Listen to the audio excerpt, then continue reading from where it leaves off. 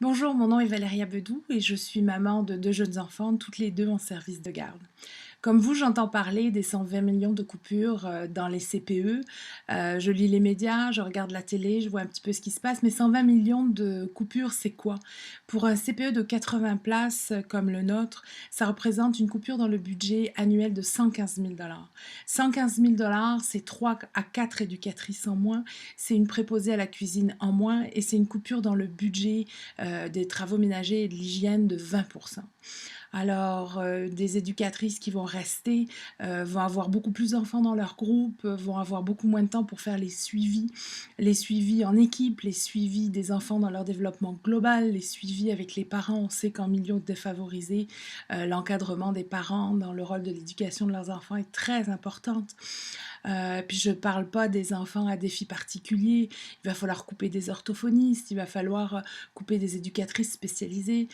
En bref, je pense que les éducatrices, aussi diplômées, expérimentées soient-elles, vont être reléguées à des rôles de gardiennes finalement.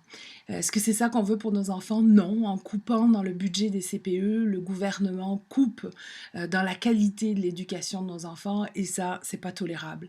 Alors on est en période d'austérité, on sait que les coupures se font partout, d'accord, mais qu'on nous explique comment gérer le budget, qu'on nous explique comment garder la qualité éducative de nos enfants tout en coupant 115 millions dans un budget annuel d'un CPE. Ça serait vraiment important de l'expliquer. Alors aujourd'hui, le seul pouvoir que nous avons, c'est le pouvoir de mobilisation, c'est le pouvoir de solidarité. Vous l'avez vu dans les médias, vous l'avez vu sur les réseaux sociaux. Il y a des organismes comme la QCPE, le RCPUM, des CPE, des regroupements qui sont très présents, qui sont dans la rue, qui protestent. Il y a eu beaucoup de négociations avec le gouvernement qui n'ont jamais abouti. Donc aujourd'hui, c'est aussi aux parents à se mobiliser parce qu'il s'agit de nos enfants et qu'il faut vraiment qu'on se mobilise avec nos outils, à notre manière, en parlant aux gens autour de nous, en arborant cette petite pièce de casse-tête qui intrigue les gens en expliquant ce qui se passe aux gens qui ne savent pas, qui sont un petit peu dans le trouble de savoir ce qui se passe, en participant aux chaînes humaines, en pourquoi pas faisant des selfies de face fâchée qu'on peut mettre sur une mosaïque, qu'on peut mettre sur les réseaux sociaux, et en participant surtout le 7 février, il va y avoir un grand rassemblement Place du Canada à Montréal avec tous les organismes, les CPE et surtout les parents. Il faut que les parents se fassent entendre. Alors malheureusement, un autre moyen de pression que nous avons, c'est l'interruption de service au niveau des CPE. On doit en arriver là. C'est pas drôle pour nous parents parce qu'on doit tout réorganiser, la semaine, la journée de garde.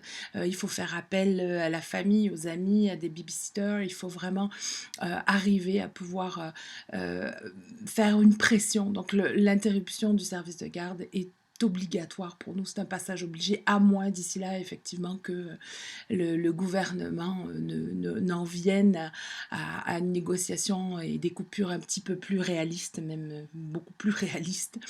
Et donc d'ici là, on pourra en reparler, mais pour les interruptions de service, on va essayer de les faire pendant la coupure du mois de mars pour essayer de faire le moins d'embêtements possible aux parents. Monsieur Robert Racine, qui est le directeur général des CPE, du CPE lié des petits, fait face à des coupures depuis des années. Et puis depuis des années, il arrive à faire face à ces coupures. Aujourd'hui, honnêtement, on ne sait pas comment on va s'en sortir. Et surtout, on ne veut pas toucher à la qualité du service qu'on donne à nos enfants. Donc, il faut se mobiliser. J'en fais appel à vous, professionnels de la petite enfance, mais surtout les parents. Il faut impérativement que les parents se fassent entendre. Alors, si vous souhaitez m'envoyer des selfies de vos faces fâchées, je me ferai un plaisir d'en faire une mosaïque et je saurai où l'envoyer. Je vous remercie de m'avoir écouté.